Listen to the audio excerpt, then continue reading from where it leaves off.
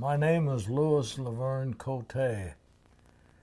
I was born July 4th, 1913, in a little town in eastern Kansas called Garnett. What kind of a community was Garnett, Kansas? It's a small farming town, about 80 miles from Kansas City. And what kind of a farming product do they farm? Is it oranges or apples or lettuce or hay? What kind of a thing is the... They mostly farm corn, some wheat. It was diversified. I'm trying to think of another thing. It grew a lot of, can't remember it now. Now, if we were going to say there, now it was 1913 you were born there. What kind of a population was there in Garnett? So how big was the city? Oh, probably. So I'd like you to say, when I'm asking you how big was the city, I'd like to say Garnett had about 1,500 or... The population of Garnett was probably about 2,500 when I was born. Now, how would you term it now? Well, how do you think Garnett is now, the size of Garnett? Probably a third larger. So I'd like you to say that Garnett is now... Garnett now is probably about a third larger than it was at that time. So it hasn't grown much? No. Now, when you were a youngster, school with a small town probably served a big area. So how many kids were in elementary schools, and how far was it from your home? The elementary school that I attended was only about 3/4 of a mile from where I live. But some of the children traveled 5 or 6 miles to get there. Now, when you went to junior high or high school, how far was it for you to get to those schools? When I attended high school, it was between 10 and 11 miles from where I live. And how did you get to school? I drove to school. I had a 1926 Ford Roadster, the hottest car on the road. And how much did you pay for that car, and how fast would it go? I believe we paid about $100 for the car, and it would reach speeds, I guess, of probably 35, 40 miles an hour. But that's about all the roads you could stay in it, and they were so rough, so there was no point in going any faster. Now, you were raised on a farm, right? Right. I was. And what kind of farm did you have? What kind of products did you guys produce, and how big a farm was it? Well, I was raised on quite a small farm. We only had 80 acres. And we grew corn, depending on the season, how the weather was when it come to planting. We grew corn, Kaffir corn, cane,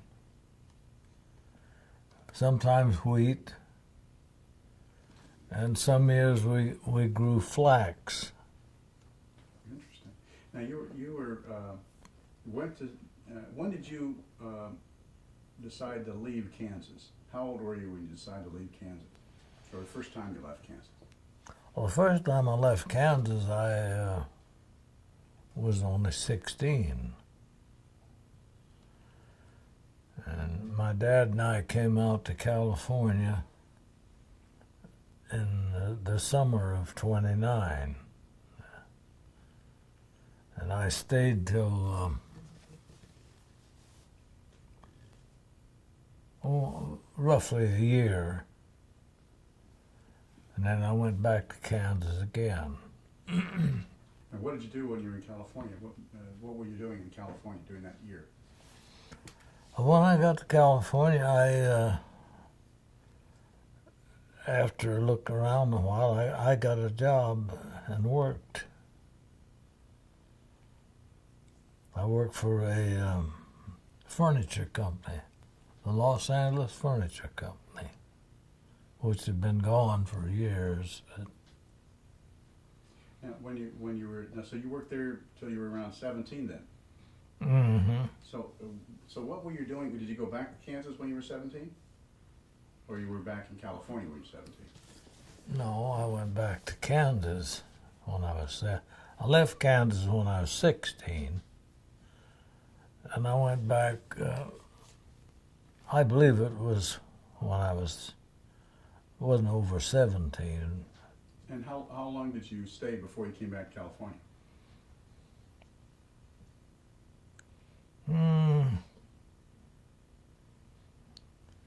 I stayed probably a year before I returned to California. And what were you doing in Kansas in that year? Well, in that year, I started back to school again. I attended the high school in Garnett. That was where I had to drive the 10 mile. Mm-hmm.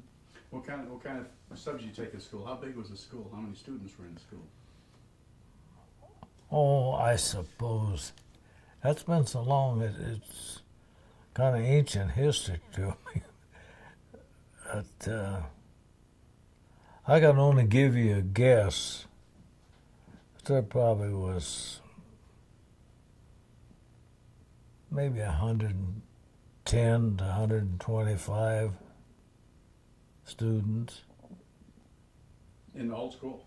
Mm-hmm. In the school. So, okay, now, when you came to California, now that would have been, and what year would that have been? And now you were 18 years old and you came back to California. And where did you come first? In LA again? Yeah. So, Yeah. So where did you stay in Los Angeles when you were 18? I stayed with my brother and sister-in-law. Mm-hmm. Yeah, where was that? That was in Los Angeles. Do you remember the street? What street that was in East LA? Oh, yes. I can remember the address. That was 374 South Fraser Avenue in East L.A. Mm-hmm. And you were 18, so did you get a job then? And you work, or did you stay here, go back to school? What did you do when you were there? I got a job. And where were you working? What kind of work were you doing? I was working in restaurants. Well, that was about the only kind of a job that was available. What year was that? It was about 31, 32? Would have had to been probably 31. So right in the beginning, in the middle of the Depression. Mm-hmm. Yeah. So the more opportunities were in California than there were in Kansas? Oh, I would say so, yes.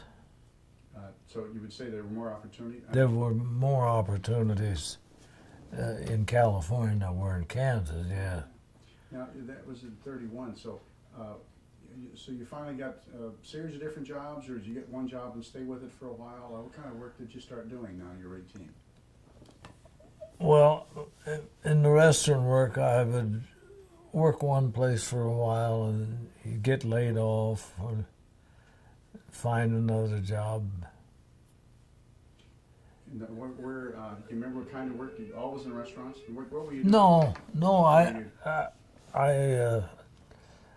took anything that I could find to do.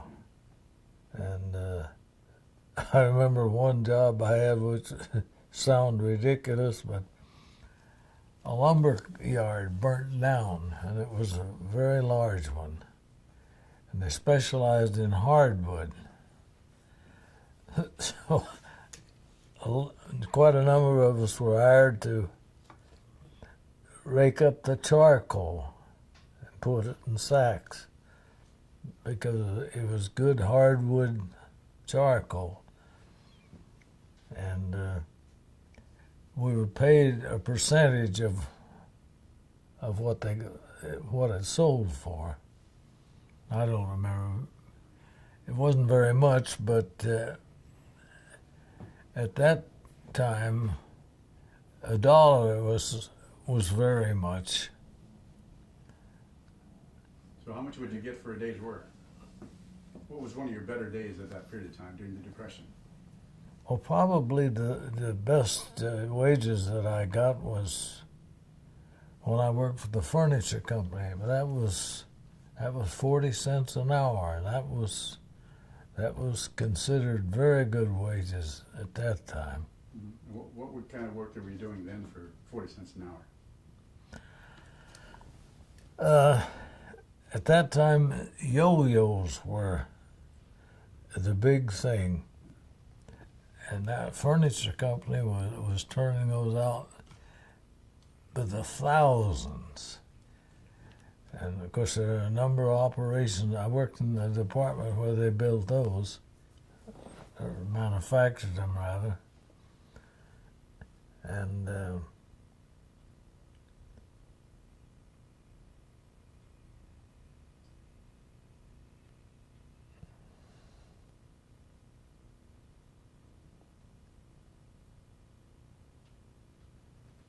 Well, and when we were there, now you were there and that was 32, 33, and you were working different jobs. Now you mentioned you'd been in San Diego for a while. Yeah, I did go down to San Diego, and there was nearly a year out of that time that was spent in San Diego. And I worked there in a cafeteria. Do you remember the name of the cafeteria? Yeah. The name of the cafeteria, I recall, was Lennox, the Lennox Cafeteria. And how close was it in San Diego to the Navy base, or down by the pier? Where was it? You know, I don't know where the Navy base was, really. And was it downtown? The cafeteria was downtown. Mm-hmm. Now at that point, so in 1941, you were in your 20s. And you got married in the 30s. When did you get married? And how did you meet your wife? Well, I met my wife on a blind date, and we were married in 19... What's happening? Oh, helicopter. We got to stop for a minute.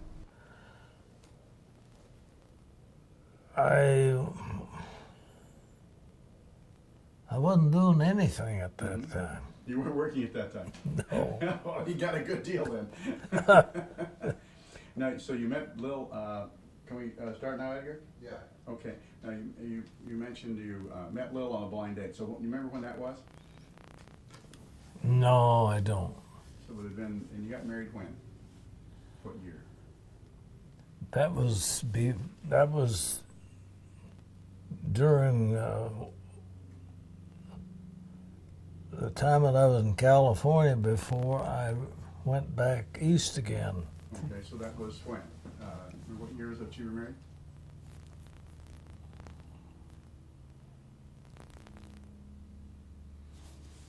I'm trying to think.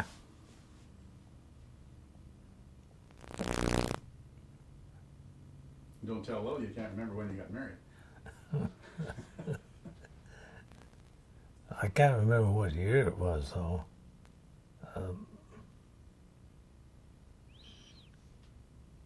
I must have met her in 1930. Okay.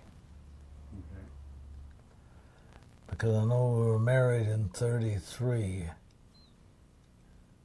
And I went back to Kansas for about a year out of that, so. In between 30 and 33. Still long, huh? That's right. That's right. So you got married in 33, right? Mm-hmm. And now you were talking about a blind date. I think that'd be kind of an interesting little part. Now, how did you meet Lil? How did you meet your wife? I met her on a blind date. A fellow I knew had a date with another gal who was a girlfriend of Lil's. And you got married in 1933. Mm-hmm. And you've been married all those years. Yeah. Right. So that now you started working in the auto industry too, didn't you? I started working in the auto industry in 35. And Yeah. which company did you start working with? I worked for Ford Motor Company. And where was that? Where did you start to work? They had a factory in Wilmington. And what kind of hours did you work in those days? What were you making in 35, working for Ford? And how many hours did you work a day? Oh, for Ford in 35, Ford had a policy, you know, wherein he paid everybody the same wage, whether you were a janitor or an engineer. And at that time, his wage was $5 a day, which was 62.5 cents an hour, which was unheard of in any other part of the industry. And was that good? That Good wages. was considered very, very good. So what would have been considered average wages at that time?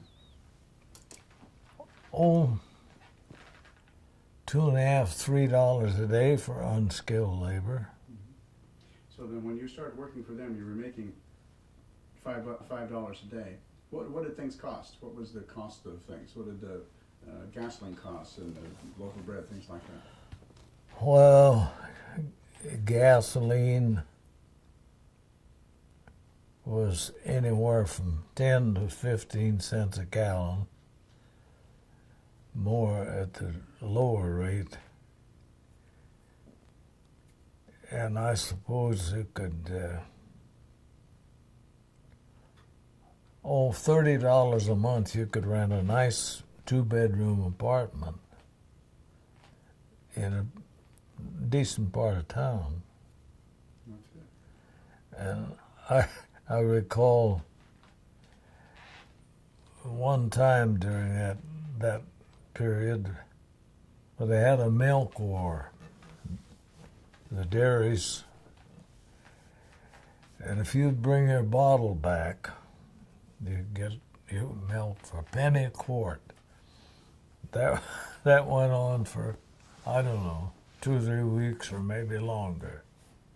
So things were pretty good buy at that point. $5 a day, you were living pretty well then. Mm-hmm. So that now you worked for Ford for how long? And then I remember you said that you were got some other work right before or right after the war. You still worked for Ford through that time? I worked for Ford. I went to work on the 35 model, and then I went back to work. Can you take your hand down so I'm going to shout on your I went back to work in 36 because we were laid off for the change of model. So I went back in 36, and I worked about a year, I guess. No, I didn't work that long for it. And I went to work for Studebaker. And I took an awful cut in wages, but it was worth it. Because at Ford you worked. By the time you got there, they left. How many hours a day would you work at Ford? 8 hours a day. So regular 8-hour days. Mm. Okay. Now, where were you on December the 7th of 1941 at that point? I was in Montebello when the news came over the radio, and I was having a coffee and a sandwich at a little diner on Whittier Boulevard. And how did the news hit you? How did you react to it? Well, I was pretty shaken up about it because my older brother was working over on Midway Island, and nobody knew for sure how much damage had been done on Midway. So I was quite concerned. And what was he doing in Midway? He was construction worker, private contractor.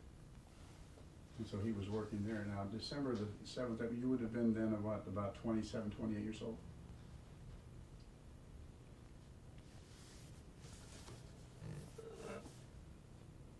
Oh, well, it was 41, so, and I was born in 13. Mm-hmm. So, and at that point, now, what did you do at that point? Now, you were still working was still working for Studebaker at that point? Mm-hmm. I was working for Studebaker then. And now, you mentioned that you went to work in Hawaii. How did you get the job? And was that with Studebaker or somebody else? No, I got a job with a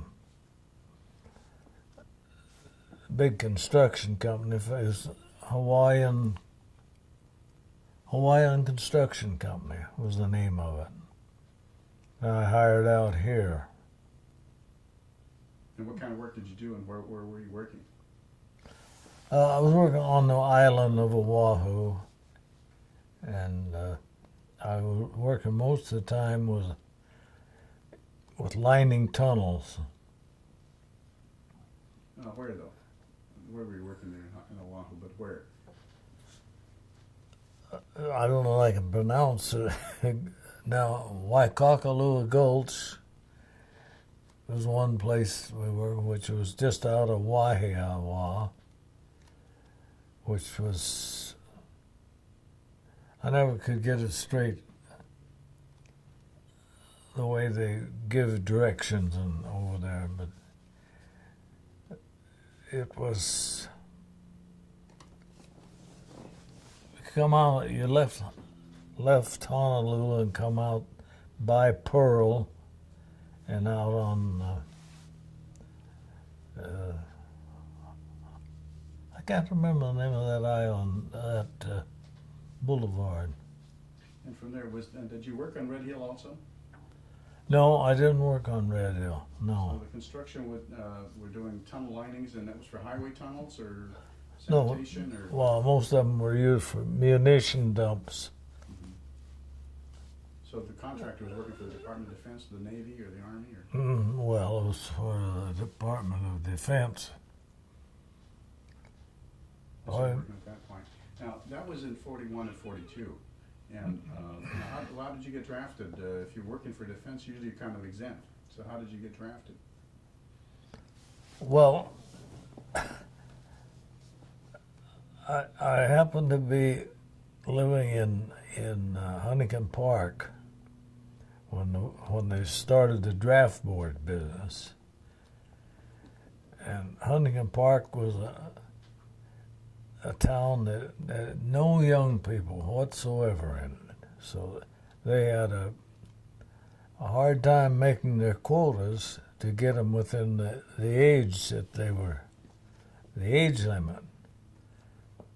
So that no matter where you went from there, that's the draft board you were in. So I went over to the islands and I had one deferment.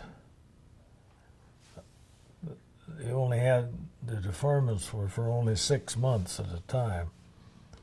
So I got one when I went over, and I got another one while I was over there. And when I returned home, I could have had another one if I'd have stayed there, but I wanted to come back. So when I hit town, they were waiting for me. But I managed to stay out of it for, I don't know, about 6, 7 months. So that would have been what, 42, 43? That would have had to been 43, yeah.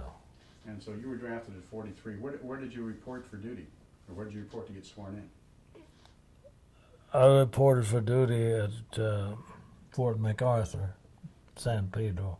And that wasn't that in August of '43?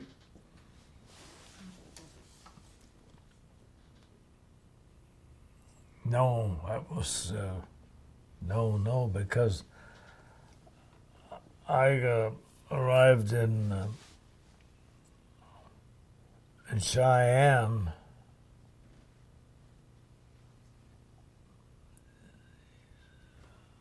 on Memorial Day of '43. Okay. And So that was your first report after you were sworn in. You went to Mhm. Cheyenne, and that was your boot camp. yeah, that's where my first boot camp. Yeah. And what were you being trained in? Pardon? What were you being trained in at Cheyenne? Well, I was in QM quartermaster, and since I had been doing metal work in civilian life for the auto companies, I managed to get in a maintenance outfit where we were doing body work in the company. In Cheyenne. Yeah, in Cheyenne. And then where did you go after from Cheyenne? Where did you finish from there? I left Cheyenne in, I believe, probably September. And we went to, I can't remember the name of the camp in Louisiana. Camp, I don't remember. Well, you were in Louisiana for how long? What were you doing there? Well, I hit another basic when I got there. That's when I went into the engineers. And we were through basic there. And they shipped us to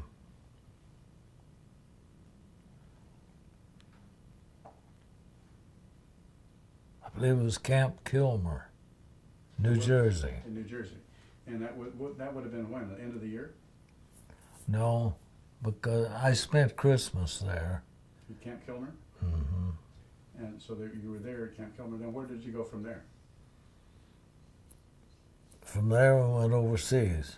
And so you were shipped out from New Jersey. And where did you report to your first overseas? Shipped out from Newport News. And where did you go? We went to India. And so how did you get there? Oh, we went on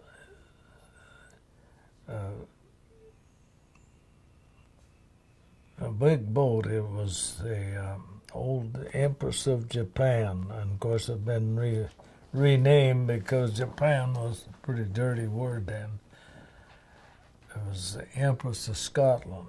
It was a big boat, 3 stackers, so.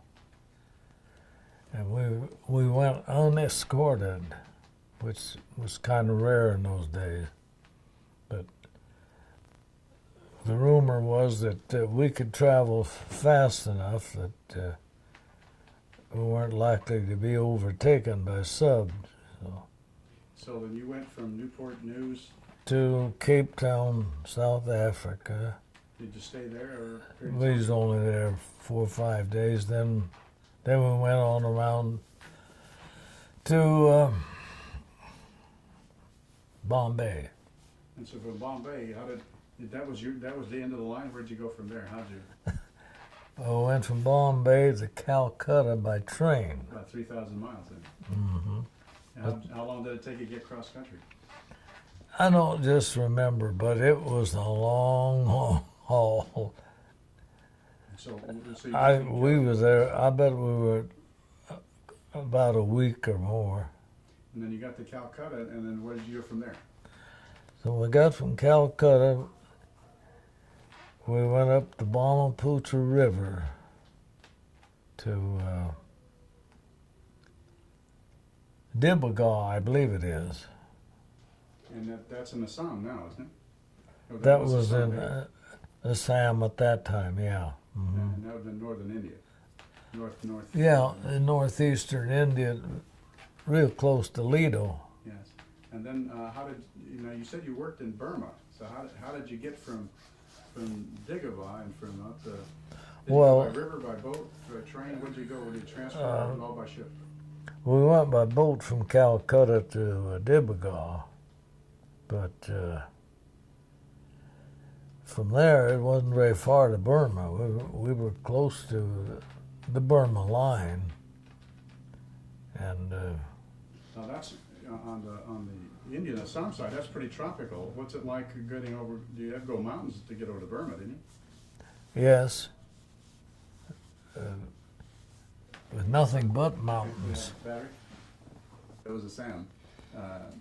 How did you get to Burma? Now, what were you doing at that point? Were you still in transit, or were you actually doing engineering work? No, we were just in transit. We were on our way to our destination, which was up in Burma, quite a few miles.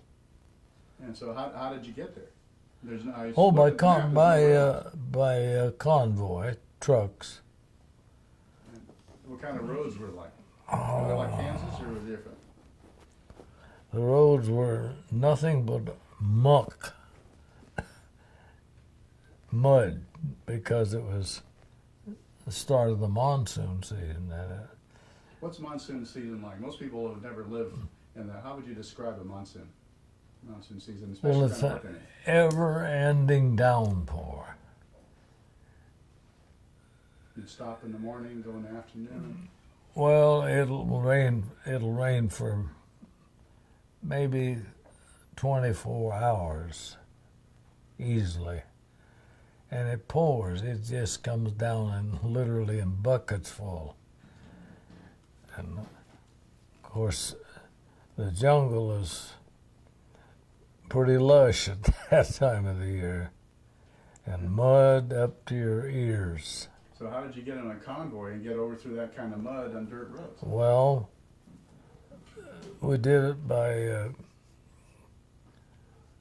I don't know how you would describe it, by determination was the big thing. You had to have a lot of that.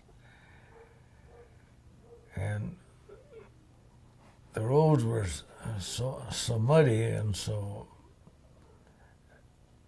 some of it was just trails at that time.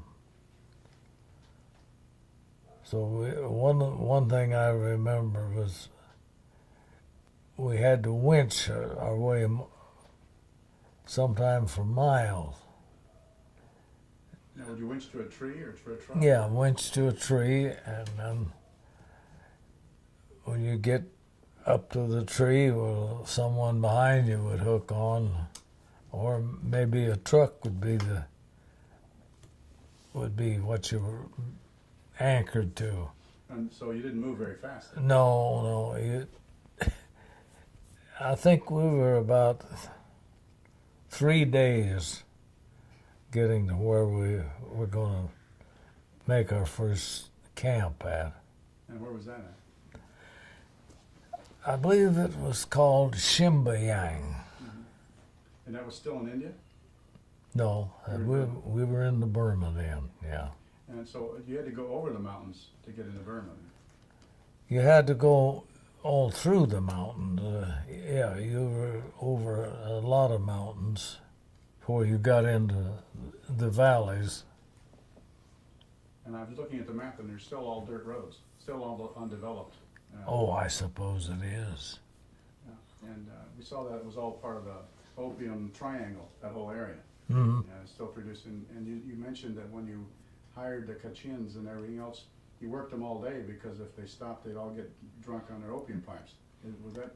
Yeah, you had to watch them that they didn't smoke their pipe when you broke for lunch, because if you did, well, you're done for the day. All went to sleep. With their opium pipes. Yeah. And was pretty much the same with everybody that you hired throughout Burma?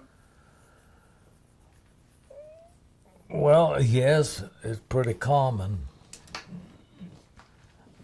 because I know the agreements that we had with some of the natives was that they received so much opium per day or they wouldn't work. That was it. Yeah. So when you were finally got to, where was your place of your arrival when you finally arrived in Burma? Where was that? Well, when we first initially arrived in Burma, well, that was in Xinjiang. And that was your home base, or did you go on beyond that? Now that was our home base until we were called on to go further. And what were you doing there? What was your group doing? What was most of the? They were laying pipeline, and What kind of pipelines were you laying? we were laying pipeline.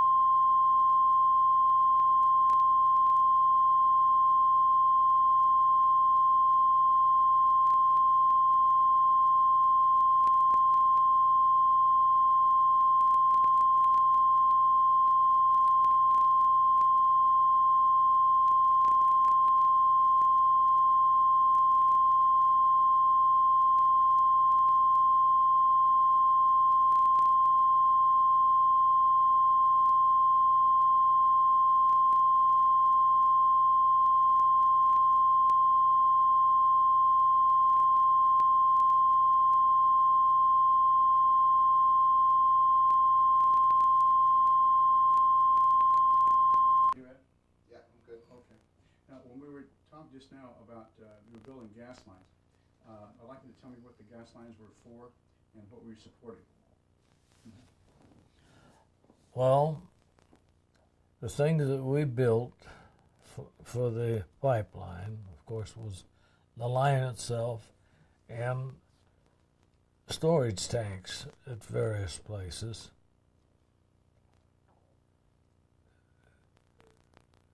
And the pipeline was a very simple thing. They used what was called a Victaulic coupling, which was a rubber gasket. I'll call it a gasket if I can't think of a better name. And that fit over the two ends of the pipe.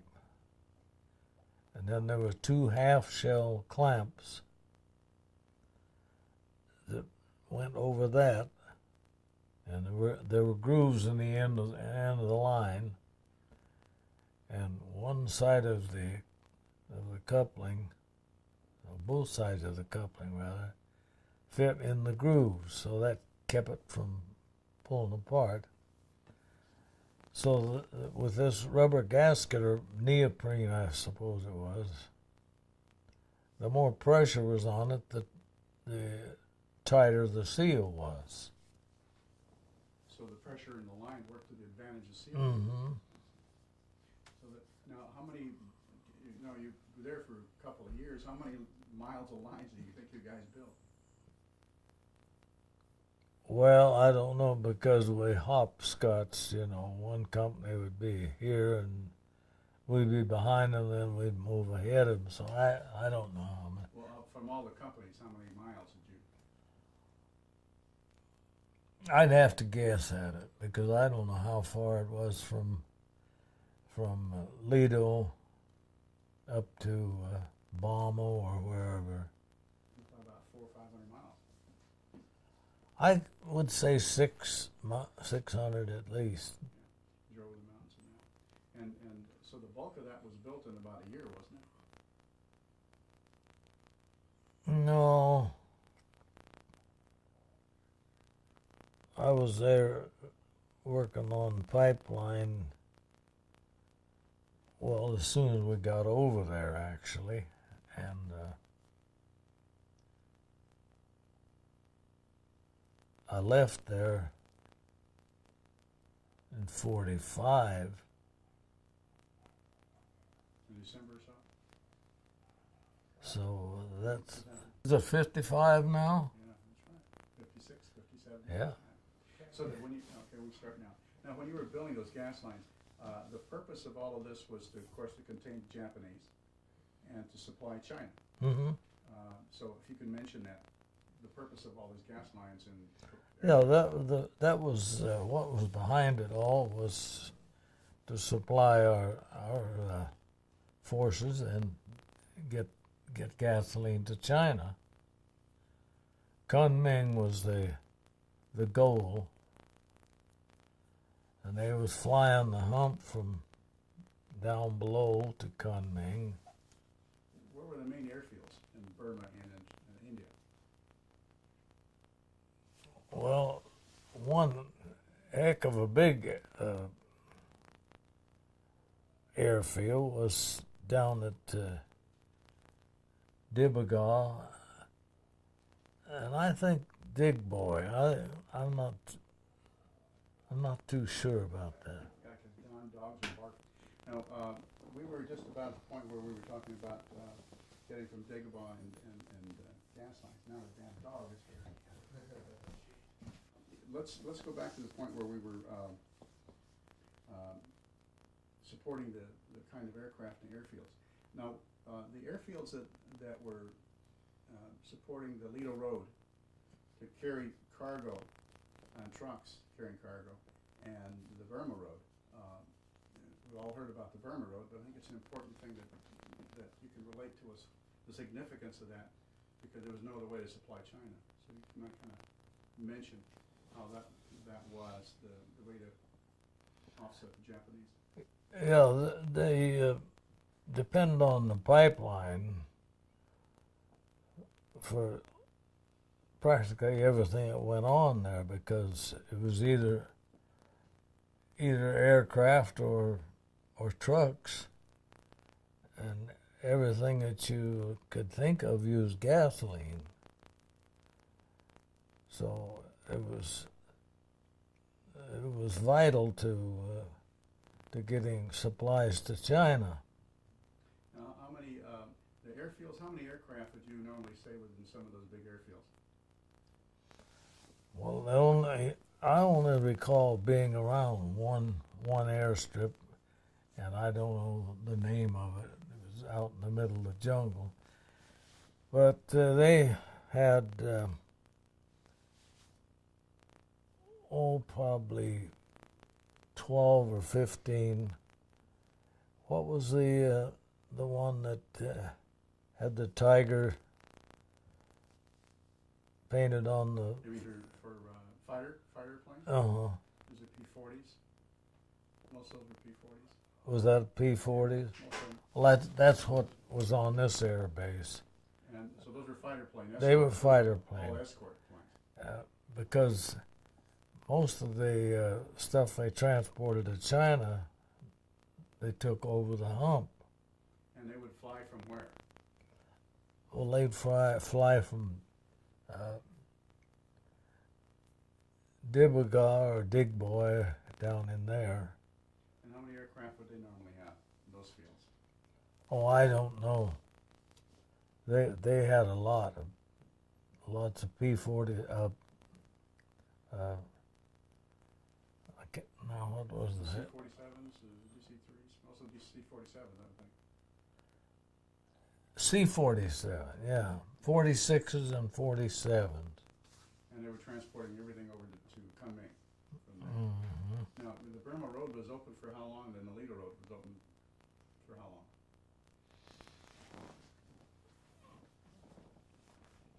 Well, I don't know what where you would separate the Burma Road from the Leader Road. I don't, or whether they're both with the same name really or not. I don't know. But we were just to Balmo when I left that part of the theater. Now, the Japanese were coming north trying to cut off all of Burma from an access to it. So that so you guys were constantly under fire as you were building these lines and airfields, right? Oh, sometimes some areas got kind of hairy, but mainly we stayed back far enough that it wasn't not too hazardous. And so, did everybody carry weapons just to be safe, or what? Well, everyone in our company carried a weapon, and all the time. And so, and so at that point, now you were there, and so you went from at that point. What was the main goal that you guys were working on, not the rest of the theater? Well, the main goal we had was getting the line through. And so you went from that point when the Japanese came in through Myanmar and they came up north into from Bamo up north. How did that change? How did the theater change? Well, I really don't know because I went to Bamo. Oh, I was only in Bamo just a few days until I got transferred out of that company and went back to Lido. Now, when you had there, now you were there for how long? Almost 2 years?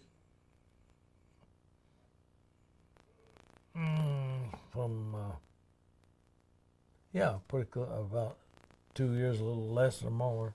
Now, what involvement did you have with the Burmese and the Indians at that point? With the Burmese? And the Indians and the other people, the Kachins and... Oh, about the only thing we used Indian labor when we were in India, a lot of Indian labor, and some Burmese labor up into Burma, but not a whole lot. And so when you had, you had, I see you had your carbine with you. Was that the kind of weapon you used? That's the weapon that was issued. That was issued to it. Could it. you show us the carbine?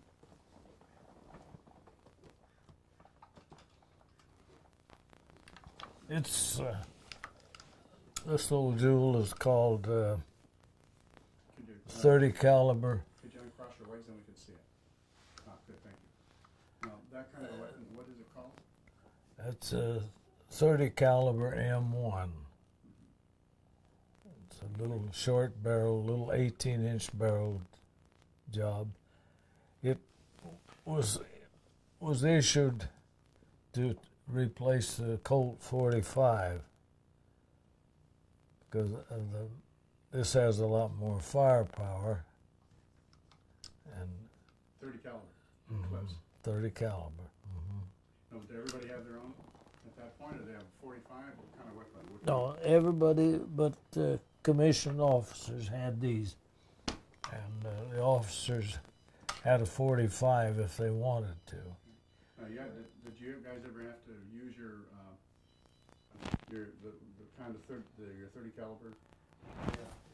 This is M1, we didn't have clips. This is the cartridge for the little M1 carbine, and the cartridge for the M1. Grand. This is considered the Grand or the I forget. Now, so if you can just, this is the kind of weapon that everybody had, right? This is what our company and most of the fellows over there were issued. When we left Xinjiang, we couldn't get a 6x6 on a C-47, so we had to cut them in two, load them on, and then weld them together when we got where we were going. That's how you did it on aircraft. Yeah. Describe your Oh. weapon? This is the weapon that was issued our men, and it's a M1 carbine, 30 caliber, and it has a capacity of 20 cartridges in the magazine, and it was given to replace the 45 automatic that had been the standard for years, I guess. Now, how many times did you guys have to use your weapons to defend yourselves? Oh, we never had any combat like that other than some sniper action. I don't know how many times our weapons were actually fired in defense. Most of the time it was for hunting. Or targets. Yeah. No, ammunition was too scarce to play with around there. So it was very hard to get through the jungles and all the rest of it to do what you're doing. How did you get news when the war was over? What happened when you heard about the news of victory in Europe? Well, we were elated, naturally. And then when Japan gave up, that was better yet. But I was in Lido when all that happened. I came back to Lido.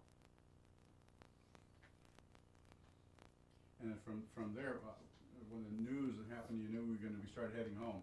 How long did it take you to get home from after victory in Japan? It was, August of '45? You mean from Lido to port of embarkation? Yeah, to home, yeah. Well, we had to go by train, of course, from Lido to Karachi. And we were in Karachi, I don't know, for 2-3 weeks, I guess, before we got a boat out. And I don't know, we came home on a Liberty ship, which is not just a size bigger than the Victory ship. I mean, what was the one that was so popular? They built 1 million of them. Well, anyway, it was just a fair-sized boat that we came home on. And where did you go to? What was your point where you hit the U.S.? Oh, we came from Karachi to New York. Okay, did you stop in between? No. So you came directly to New York, and then how'd you get home to California? I got a flight out of Newark, New Jersey, to Long Beach. And then what did you do when you get to Long Beach? Pardon? What did you do after you got to Long Beach? How did you get out? Where'd you go? Where were you released from? From Long Beach, they took us by truck to back to Fort MacArthur, and that's where I came out, was discharged from. So the same place you went to is the same place you came from? Mm-hmm. Right, that's right. So in that one, so the time you left was in, you said before Memorial Day of '43, and you came home, and when did you come home? And Well, I arrived in New York January the 1st of '46. So I left there, I don't know, within a week, less than a week. by the time you got home, so you were home and out in January Yeah, I was out in January. Mm-hmm. of '46. So that, what would you say that was what did you say you might have learned from all of this? Well, never volunteer for anything. That's number one.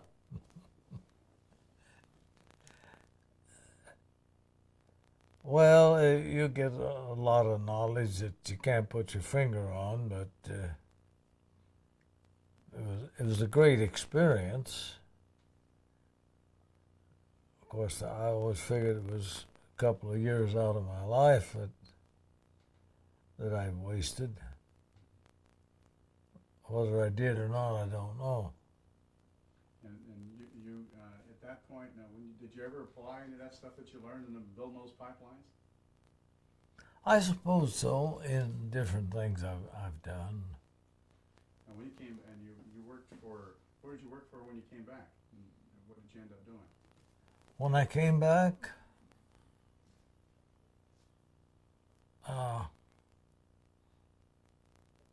I went to work for Studebaker again. Mm-hmm. I think I worked in a body shop for 2 or 3 months before Studebaker opened back up for production. And then I went back there. And I worked for Studebaker then, I don't know, 10, 12 years. And then you worked for, you said you worked for Alcoa for how long, many years before that? Did you work for Bethlehem before that? Oh, I worked for Bethlehem Steel in between times. And I did my 20 at Alcoa. And what did you do in Alcoa? Alcoa, I was a blacksmith. About 19 years of that 20. So you kernel all that period of time doing all those different things. Mm-hmm. That's right. So if you were trying to relate to somebody, what would you relate of what you did and your efforts in trying to control things and as your group? Very important getting gasoline to everything. So everything kind of hinged on what you guys did. Well, I expect I contributed more as a blacksmith because I had to do so many varied things that were, a lot of them were quite necessary and were a big boost in production. You couldn't have gotten along without them. So it made a heck of a big difference then. That I would say that was probably the gist of it. So now, when you have you never been back to that part of the world, have you? Back to India or anything like that? Oh no. Mm-mm. You ever want to go back? Yeah, I'd like to go back and have a look at it. See what was going on. See if it's changed any. Well, we had this. I wanted to get your messages recorded as part of this because we had a gentleman who was a mechanic working on an aircraft, Anthony Ayala, and then your work building those gas lines. Now, one of the things you told me, you cut a lot of 25 and 50 barrels so that they could provide airfield light so they could land aircraft at night. Mm-hmm. Yeah, could you tell me about that? Yeah. You get that? How did that come about, and why did you do that? Well, I suppose I don't know who started it first, the Air Corps or the engineers, but so I was told. I never was around the airfield when they were doing that, but I know it's true. They'd take a barrel with just 1 or 2 inches of space in the top and just light it and use it to illuminate the airfield. And they did the same thing on the Lido Road. They worked round the clock, when the weather was fit. And they was burning gasoline for lights. You're building gasoline lines and you're burning gasoline so you could work. Huh? Yeah, and people here, I guess, were scrounging for a ticket to get a gallon of gas to go to work. No, there was an abundance of gasoline to the point where we were. But you couldn't get it to where they needed it. No, yeah, that was the trouble. Now, when you built there, you built tanks on most of the airfields, right? Yeah, we built them 4 or 5 different places that we were. What size tanks were you built? 25-gallon tanks? I don't know what the capacity of them were, but How big were they? Oh, I would say maybe 16 feet across, the largest ones. I may be. About how high would it? Oh, 8, 10 feet, So how many? as I recall them. How many would you build on some of those fields? Well, they built a tank farm, we would call it, and maybe 2 to 6 tanks. But see what you do on most of those. Hmm. So they'd have enough fuel. Did you have to go back and rebuild them after the Japanese had destroyed them? Not that I know of. I don't know. They never were attacked once they were built. Not to my knowledge, no. Okay. No. Some were in southern Burma, I know, when they were doing that. I remember once they dropped a bunch of incendiary bombs, but nothing big enough to. And we had a big tank farm going there too. That was in Michino. Right after the Japs were run out. But Hey, could you tell me about you mentioned the Marysville Marauders people that you were involved with, and your engineering groups replenished them, or what was that doing? Merrill Marauders with what? You mentioned that your units were picked to replenish them. Oh, well, yes, Merrill Marauders had lost so many of their men, and of course the morale was clear down to the floor with what was left of the company or battalion, I don't know which it was. So orders came up from where we were talking about Agra to get them out, and now. So there were 3 pipeline companies, the 75th, 74th, 75th, and 76th. And the COs of the 3 companies drew straws to see which company went up and took over where the Marauders left off. And luckily, I didn't get in on that deal, or I wouldn't be here probably. Now, how old were you when you were drafted, and how old when you get home? I was 31 when I was drafted, and when I got home, I guess I was about 33. That was pretty old for a draftee. Yeah. Because you were married with a child. Mm-hmm. So they wanted to. It's only because you were in Huntington Park and they needed.